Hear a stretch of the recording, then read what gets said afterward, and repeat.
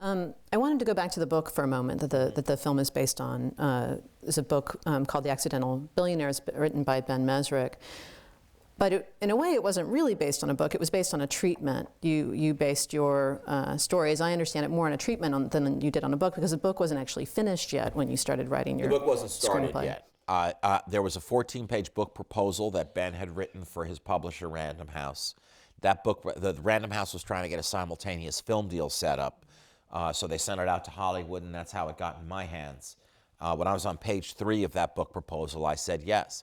And I expected that Sony was going to say, okay, wait a year until the book is done, and then you can start writing. But they didn't. They wanted me to get to work right away. So Ben Mesrick and I began working at roughly the same time along parallel tracks, and we met 2 or 3 times along the way to kind of compare notes. And it sounds like you collaborated to some extent on your research, on your your interviews with people who had actually been there at the time. But you did choose pretty radically different paths in the way that you treated the story. We took 2 different. We had 2 different takes on the story. We came at it from 2 different angles. We spoke to a number of the same people, but we didn't collaborate in speaking to those people. We never spoke to anybody together. What would happen is Ben would say, here's somebody you really should talk to, and I would say, have you seen this Rolling Stone article? That, there's somebody you should talk to, that kind of thing. You and Scott Rudin were very much committed to making this a nonfiction film. And when you approached Facebook about collaborating with you on the project, it sounds as if that they would have possibly collaborated on you based on a couple conditions. 1, that you not use the Facebook name, and 2, that it not actually take place on the Harvard campus, that it take place somewhere else. And I don't know about for you. It appears that for Scott Rudin that was a non-starter, that at that point that wasn't a sacrifice that he was willing to make. And for you too. We aggressively pursued Mark and Facebook's participation in the making of the movie. And we had a number of meetings and conversations with a man named Elliot Schrage, who's their director of communications, and some top-level people at Facebook. In the end, Mark did exactly what I would have done, which was say, no, I don't want to participate in this. Mark knew what the story was going to be about. And I was greatly relieved that he said no. For one thing, I didn't want it to appear as if it were an infomercial for Facebook, that this was a Facebook production, a Facebook-endorsed movie. The other was that surely Mark and Facebook would have insisted on certain editorial controls, which I would have been unwilling to give them. So in the end, it worked out. I get to say we tried as hard as we could to get Mark, and then have the freedom to make the movie we wanted. Yes, Scott said to Elliot, after all this negotiation, look, tell me, what will it take to get your participation? Elliot said, don't call it Facebook and don't call it Harvard. And we said, forget about it. You did a lot of research on the depositions that took place as a result of the 2 lawsuits that were brought against Mark Zuckerberg and Facebook. Did you lift anything directly from those depositions, and how much of the depositions are we seeing in those sequences? There's nothing. There's no dialogue lifted from the depositions. Depositions and trials, courtrooms, they're not nearly as much fun as Perry Mason. They're not what we want. I wrote a courtroom drama. The very first thing I wrote was a courtroom drama, A Few Good Men, and they're just not as fun as that. So you take the the meat of what's there, the actual conflict of what's there, the truth of what's there, and then you set off your own fireworks. There was, I believe it was the Facebook's reaction to collaboration with the movie that resulted in a line that's delivered in the very end of the movie. Are there any others that resulted that were direct lifts, direct pulls from one person or another? The creation. That line, "Creation myths need a devil," actually came from Elliot Schrage, Facebook's communications director. Throughout the movie, anytime a fact is in dispute, I make it pretty clear to the audience that facts are in dispute. As I said, the very first words out of Mark's mouth in the first deposition room scene are, "That's not what happened, she's lying." And over again, we hear that refrain.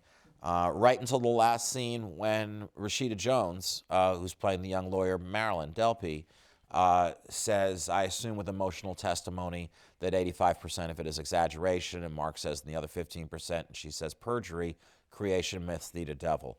Creation myths need a devil is something that Elliot Schrage had written in a memo to Scott and myself, basically saying, I wouldn't put too much stock in what these people who don't like Mark are saying. Creation myths need a devil. It's a pretty good line. It's a great line, yeah. Are there any other examples of things that you came across that you thought, I'm going to use that? I'll bet there are. I'm off the top of my head, I can't think of one now, but if I do, I'll just shout it out in the middle of something else that you're saying. I'm curious, you've had such a wide variety of experiences, having worked on Broadway, having worked in television, having worked in film, and I'm wondering how you feel yourself switching gears when you're switching from one medium to the next, how your role differs from when you're working in film from when you're working in television. I never feel like it does, honestly. The experience of doing it as opposed to writing it, the experience of doing it is slightly different. Making a movie is more like recording an album than doing a concert. And that's what doing a play is. And doing a television series is more like doing a play than it is like doing a movie. With a TV series, you're putting on a show every week. It's all happening very fast. You're working with the same people over and over again. There's a different kind of social and family dynamic on a TV set that I like a lot. But in terms of writing, it doesn't really change for me. The one thing that changes is that in film and television, there's a tool that I have at my disposal, which is that I can, if this glass has been poisoned and there's water in it, I can shoot this conversation while the camera is pushing in slowly on the glass, and there's vocabulary there that the audience understands. There's something ominous with this glass. If I'm doing this on stage, I have to do that completely differently. I can't focus the audience's attention on one particular thing on stage.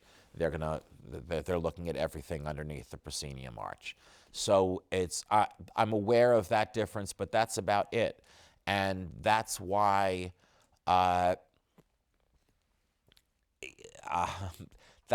movies that I write and the TV shows that I write just have a lot of words in them. There's not, in A Few Good Men, there's a scene where Tom Cruise is driving his car. He pulls it over to the curb at a newsstand. He hops out. He buys a copy of Sports Illustrated, gets back in his car and drives away. That's my action sequence. And is it because you started in theater? I think so. I think it's because I started in theater. Theater is, like I said before, it's where I feel comfortable. But also, my parents started taking me to see plays starting from when I was very little. And oftentimes, they were plays that I was too young to understand, like Who's Afraid of Virginia Woolf when I was 9 years old or something. And so I didn't understand the story lots of times that was going on up there, but I loved the sound of dialogue. It sounded like music to me, and I wanted to be able to imitate that sound. So it's always been dialogue that I've loved, and never,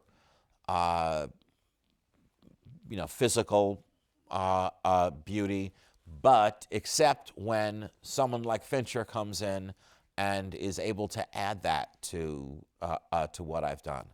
And I'm not just talking about explosions. I'm not talking about visual effects. The only visual effect in The Social Network is one that you're not supposed to notice, which is that one guy is playing two characters. That's the only VFX in the movie.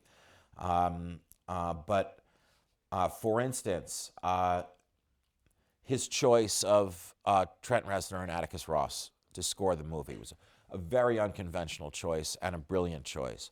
And in the script, I write, at the end of that first scene in the bar with Rooney Mara, where he gets his head handed to him, I write the sequence where he's walking back to his dorm room at Harvard, and I indicate that there's music under there, which is it's a driving, pulsing, muscular, energetic thing that's supposed to indicate that a fuse has just been lit, and a night of misogyny is about to ensue. It's just been unleashed.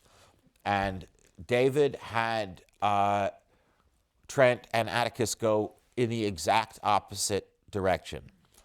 Rooney delivers that final kind of devastating line, and everything gets completely quiet. And then there's a low industrial hum under there, and then a lonely kind of sorrowful middle register piano. Bum bum dun dun dun dun dun dun. And we're in semi-MOS, where you can hear some of the footsteps and some of the from a bicycle being pushed. We hear a little bit of a student violinist playing in the middle of Harvard Yard in a different key than Trent and Atticus's music is in. And it is achieving exactly what I wanted, what I indicated, but doing it so much better than what I had in my head. That's why, if there's a rule that I try to stick to when I'm doing anything, it's always be the least talented person involved in whatever you're doing. Imagine you have a hard time doing that. I'm going to ask you. I'm going to ask you a follow-on question to that, and then open up questions to the audience. You've talked about your experience of hearing dialogue sound like music to you when you were going to the theater when you were a kid, and I'm wondering how the rhythm of language comes to fruition for you when you're writing a script. Are you actually speaking the words out loud as you write? Do you say them out loud? Do you bring in people to read them to you? How do you think about rhythm over the course of a sequence? I'm always the first actor to play all the parts, and it's a very physical experience for me when I'm writing. I'm jumping up and down and running around, and frequently, and this is when it's going well, which is it's sort of a 95-5 ratio of days spent so unhappy because I haven't right now. For instance, I'm at the beginning of 3 new things: the beginning of a new play, the beginning of a new TV series, the beginning of a new movie, and this is the climbing the walls part where you're just not seeing it yet. You don't know what the first scene is yet. That kind of thing. You don't everything. You're to get one good idea, your mind has to flip through a Rolodex of 50,000 bad ideas to get there. So I go through my days and nights seeing really bad movies in my head. I mean that's and I'm in that kind of mood. I do nothing but stream through bad dialogue, bad scenes, bad everything until just I accidentally fall on, wait a second, that's what it was I was looking for. But when it is going well, I'm very active. I'm saying it all out loud, whether I'm at my keyboard or I don't know why, but driving around in my car is a place where a lot of good thinking gets done. When I was doing The West Wing, a messenger came with a package from the president of NBC for me. It was this was about 9 years ago. So we were driving around with headsets that paired to our car phones. That's how we did it then. Messenger brought a headset to me with a note from the president of NBC that said, "I was stopped at a red light next to you today. Please just wear this whenever you're driving. You look insane, okay? Just wear this. People will think you're talking to somebody on the phone." That's such a Los Angeles story. Yeah.